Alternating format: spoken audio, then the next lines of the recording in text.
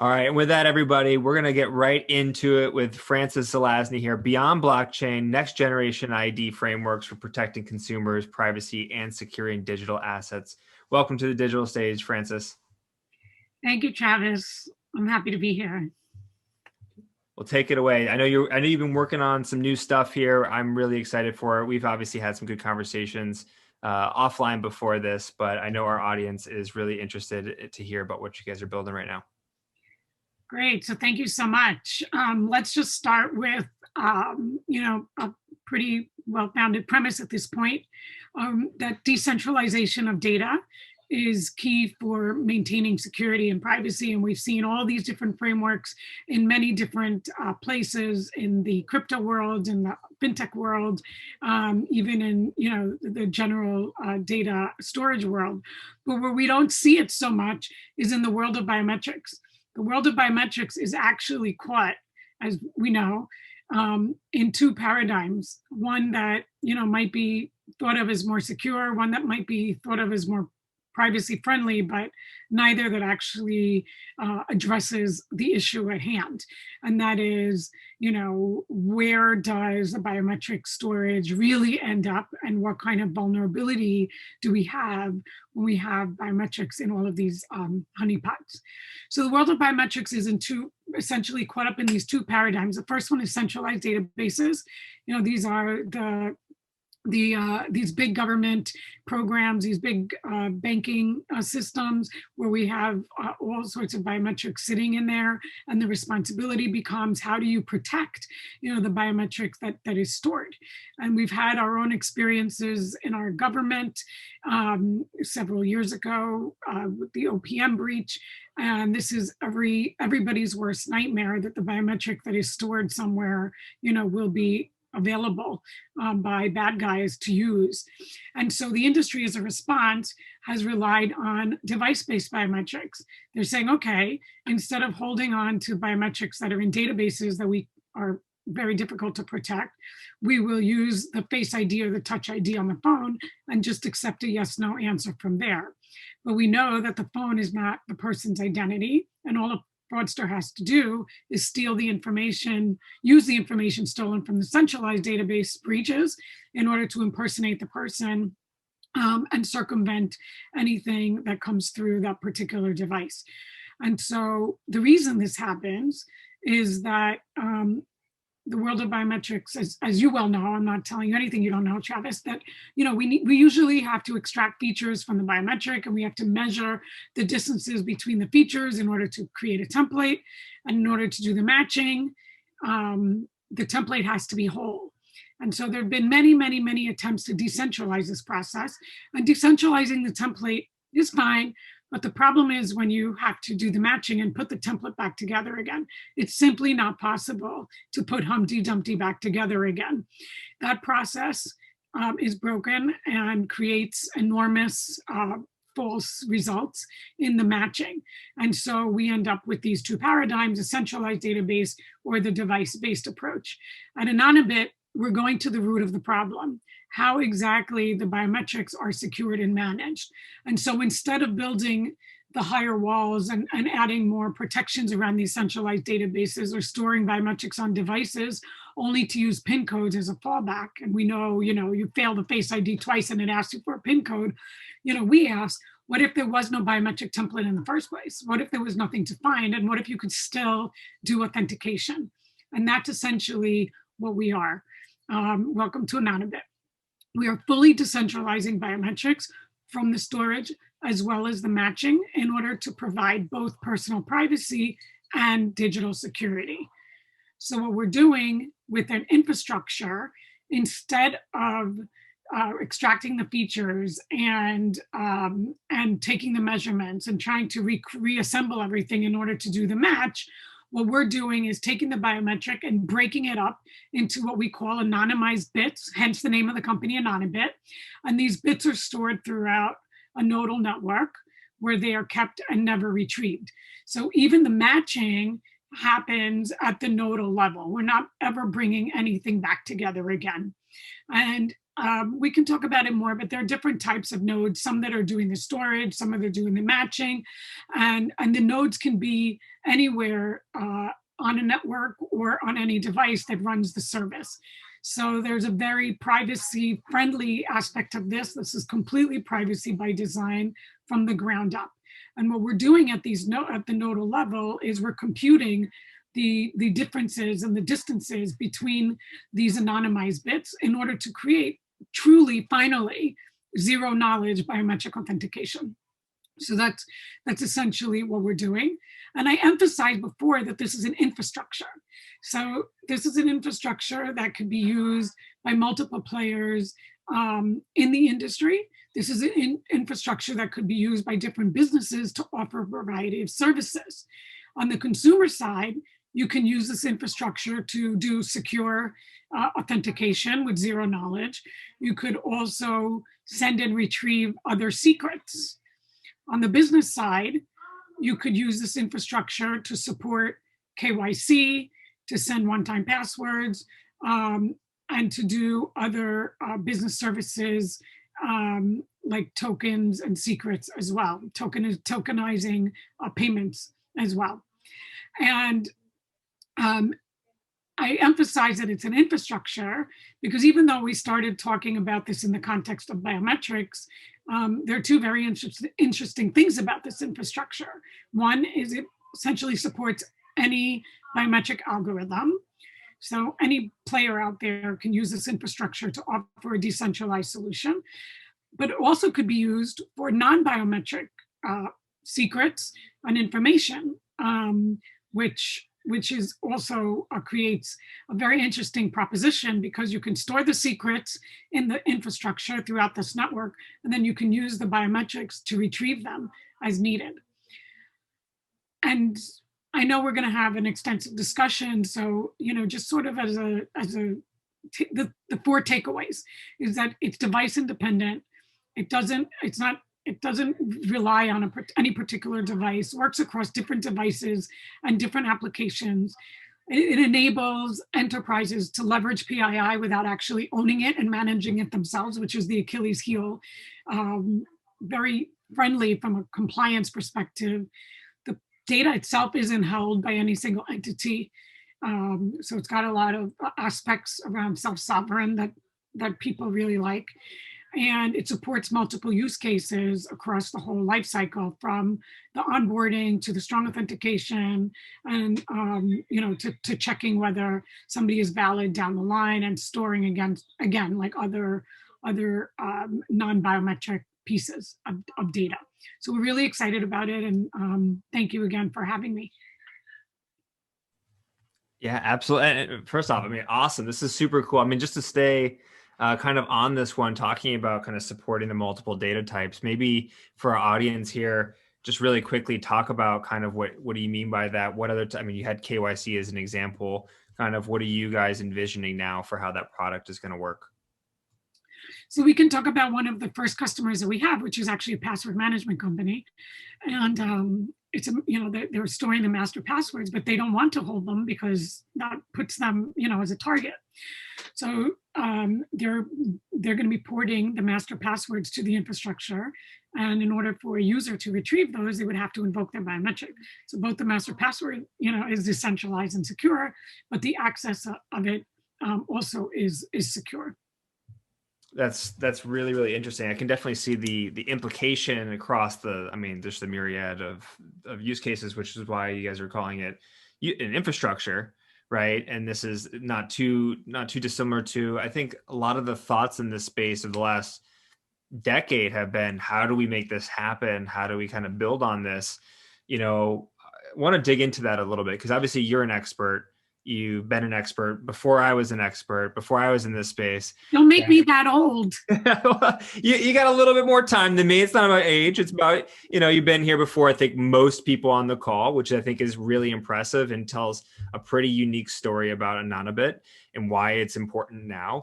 I want to hear it from you. Like, obviously you've been in the biometric space for quite some time. You went and built some analytics work for a little bit. Now you're back in it looking at Anonybit. Why now? What's special about this one? So this is a problem that the industry has been starving to solve since when I got involved. Um, I, I've seen this from a variety of perspectives. You know, I've written a lot of legislation and regulation and testified extensively on this stuff.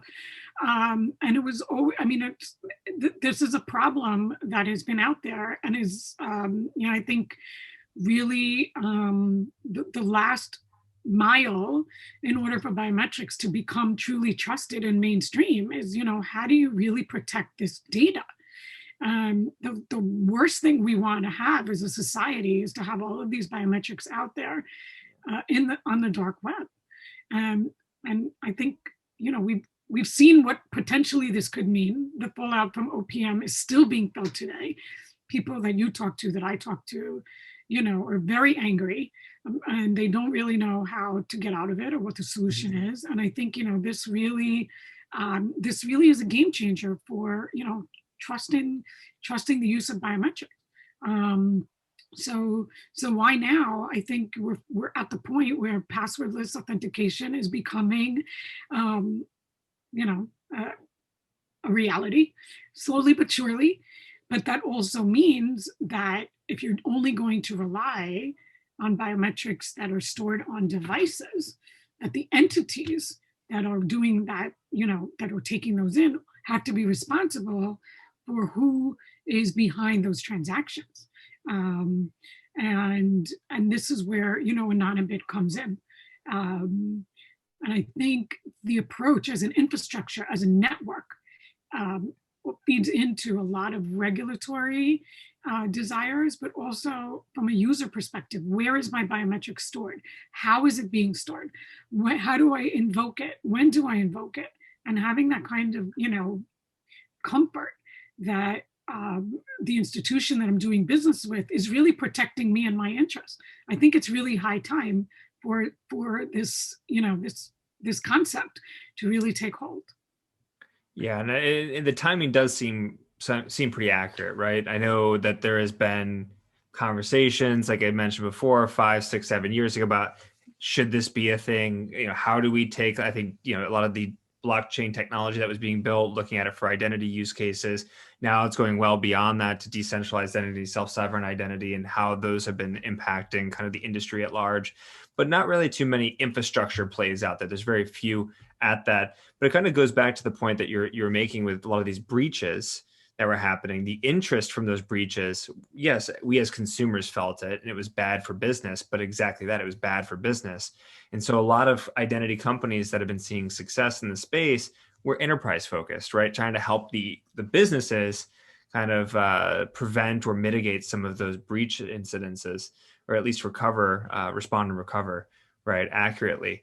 So in my opinion, now the consumer is having a pretty big say in all this. And, you know, earlier in this discussion here in this forum, was talking with Cameron about the golden cogs in our industry landscape and how consumers are being impacted by that and how consumers are trying to have more of a say, right? And it seems like Anonybit really works for both. And you starting with a password manager and talking about the behavioral biometric experience really does put the consumer in the middle of all this. You know, when we think about, I guess, next steps for you guys beyond password managers, you know, what are those use cases? Are they going to be consumer centric, or are they going to be enterprise centric? Or is it really, hey, we are a horizontal and we'll plug in what works and what, you know, what comes our way, and we'll work with those companies. You know, how are you going to be looking at use cases, and how are you going to, you know, look at what comes your way to be able to build the next piece of your business? So I think that because of regulation and let me just say one thing. Study after study is showing that consumers, you know, are very concerned with how their personal data is being used, and they will do business with entities that they feel is doing a better job in protecting the information. So that being said, there is no one entity today, whether it's an enterprise or a consumer facing operation, that doesn't have this responsibility and the obligation and to protect the personal data that they hold. And if fraudster is going after the enterprise just as they are, is going after like consumer facing information, because if they can, breach the HR system of a company and now get all of the information on a person, that's just as valuable to them, in terms of other downstream applications of that stolen information. So it's really, this is really a data protection and privacy play more than anything. And this is meant to solve the problem once and for all for how biometrics are really secured and managed. And this biometric information is sitting everywhere. Think of all the photos that are, that are out there. Think of like an HR system, all of the personal information. Even the payroll companies are breached. And entities are stealing information, going into these payroll systems, changing bank accounts, and circumventing where people's paychecks are going. So there's really no one, whether it's an employee or a consumer, that is not affected by all of this today. Yeah, and that kind of begs the, goes to the question. Obviously, the folks on this call are really going to be interested in how you can be a partner for them, right? We have a lot of founders on this call. We have a lot of investors that are on this call thinking about their current portfolio companies or maybe investments in the space. When you're thinking about that, how do you see partnerships in the future? And if someone does want to work with Anonybit from a partner perspective, what does that look like? So one of the principles of which we're starting this company is that we want to enable the ecosystem. We want to provide a solution to the existing players. We think that by going with an infrastructure play, we will enable this solution once and for all. And it's not our intention to do anything that we don't need to do ourselves. We already have solutions that require integration with the existing KYC players, because one of the things that we want to do is to bind the rooted identity to the biometric authenticator that will be stored in our network, so we know that the people in our network are trusted. So then you can take that identity into other applications if you want. There are many other examples of this, of how this infrastructure plays well with the industry. Another example I gave is supporting third-party biometric algorithms. So as the call for decentralization becomes louder and louder, the existing players will improve their algorithms and all of that. But this is a way for them to go to market with this kind of solution. I think even, again, the self-sovereign players, they're focused more on the use of the identity, but there is, the required link to that rooted identity in order to make the self-sovereign identity trusted. So by taking this approach, it is our intent to work with the industry to enhance the solutions that exist and to make privacy a cornerstone of biometrics and not as a sideshow. Well, I'm looking forward to it. That's for sure. And I want to be conscious of the time. I think that's a great answer. And there's for the audience here. I see a few questions already coming in. But if you have some questions, drop into the Q&A. Would love to come back to those here. Francis, we've known each other for 6-7 years at this point. You're an entrepreneur. You've been an executive in the space. You've been here through all the kind of the ups and downs that the identity world has had. There's a lot of entrepreneurs on this call right now, just kind of looking at the participant list, that are starting their journey or maybe are a year or two in. And I know this isn't very Anonybit specific, but would love to kind of hear maybe some advice for them as kind of someone that's been in here in the trenches now for some time. If you have any advice for some of those entrepreneurs out there starting this identity journey. I would say my number one piece of advice is, to really take very seriously and to heart the level of trust that the customers and really the consumers have in what you are all doing. This is not a trivial subject, and we all really need to be true to ourselves as an industry and responsible to the truth of what we're really holding, because the stakes are very, very high. And I think there have been irresponsible actors in the past. I won't name names, but have made outlandish claims that have then, gone to burn the whole industry, and also ultimately the people that, have entrusted them with it. And so we should take this responsibility and obligation seriously. Yeah, I think that's definitely fair to say, and definitely I think have a few ideas on who you might be referencing there. But I think it is, it's safe to say, like, hey, like, yeah, we are the ones that are trying to fix this. We are the ones that are trying to build products that manage people's most valuable credentials, their identities, their information. So taking it pretty seriously is It quite extends important. globally, Yeah. like, I don't know where most of the participants are, but I've done work on this issue all over the world. The refugees, people that don't, are in countries where you don't have an identity, where, because there's no identity, your land gets taken away from you. You can't go to school. You can't get a vaccine. I mean, this is like really, really fundamental. Yeah. No, I mean, the stakes have never been higher, especially now that we're trying to make this pivot from enterprise focused identity management to consumer focused identity management. I think that's it's a bridge. There's a bridge that needs to be built.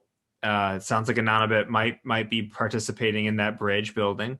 It sounds like it, at least from an infrastructure perspective. I think that's super cool, super interesting.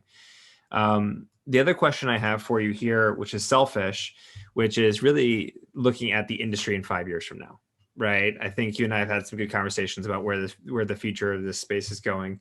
And I think, you were the one that had me convinced in 2016, 2017 that biometrics are going to play a big role in this. And at the time I was like, no, like, I just did this huge trial at Google and like no one wanted this thing. Now everything is open, you proved me wrong, is what I'm saying. You were right. But yeah, so we are going forward. So I'm going to ask you again, what's one or two predictions for the future here? Where do you think this is going to go? So I think passwordless is finally coming. So I think that's for sure. Um, and I think the combination of different biometrics will also be part of the mix. I think we'll see, which is not about biometrics specifically, but it is very tangential, that is starting to come out, and I'm paying attention to it because I'm curious about the whole digital ID, this whole transfer of that physical ID document to the phone or to the digital platform. What does it really mean for online versus offline authentication? What is that, digital ID going to be used for? And how is it going to be really trusted if the device itself is, it's like the certificate is sitting on a device, but if the device itself is not the person, I wonder how, this is going to play. So I think that there's a couple of things that are going on that are very, very interesting and probably, will converge. I also think what doesn't exist now, which probably has a big opportunity to come together, is physical use cases and digital use cases. So, we've seen fast track and, pre-check and clear and all of these things, but those are all applications that require very heavy, like, personal vetting and all of that. How do you create digital IDPs that have the same level of trust as these physical, IDPs? And then back to selfishly Anonybit, how do you protect and secure these honeypots of information so you don't create a situation now that everything is in one place and then what? So I think that there's a lot of things now that biometrics are much more mainstream. We'll see many different things coming together. I think those are all pretty good bets to put your hat on. I think you're absolutely right. The behavioral biometrics piece, this kind of passwordless revolution is definitely underway. We see that. I mean, the markets are speaking pretty highly of it as well. Passwordless is Right. not just behavioral, to be clear. the notion of passwordless is essentially is using any biometric. Behavior is one modality that's more passive, so to speak, but essentially the use of your face or your finger or your voice or your iris, could be used for authentication just as much as the behavioral modality. So when I say passwordless, I mean as an aggregate.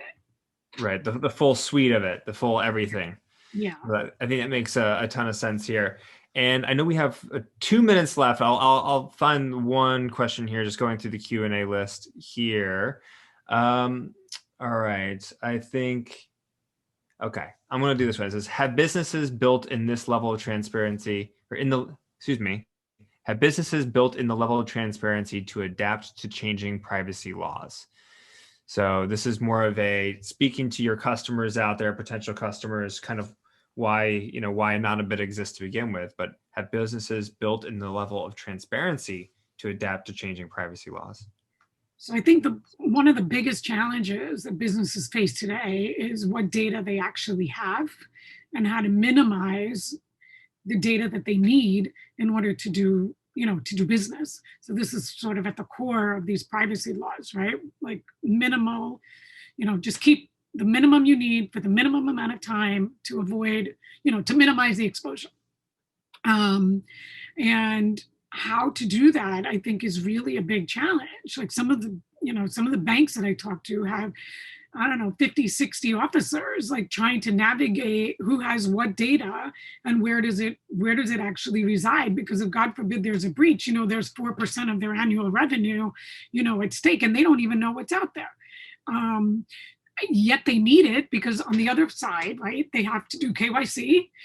They have to be able to authenticate, and let's just in a non-biometric way, right? Like who's actually, if somebody calls on the phone and says, I want to know something about my balance, like they have to know who they're dealing with. So it's really like the caught between a rock and a hard place between not wanting to hold anything, but yet having this enormous obligation, to the customer. So from a transparency perspective, I think, this is why we started this company, because this is like exactly goes to the heart of resolving those two seemingly at odds requirements of enterprises today. To be able to use PII without having to own it, manage it, deal with it, and be at risk of any exposure for it. The transparency that enterprises have to offer their their customers is essentially feeling, and this is back to the other question, like, feeling that they did everything they possibly could do to protect the identity and the assets of their customers. And I think that's the next wave of all of this. Well, I think that's a very excellent answer and a good way to kind of bring us to our conclusion for this session.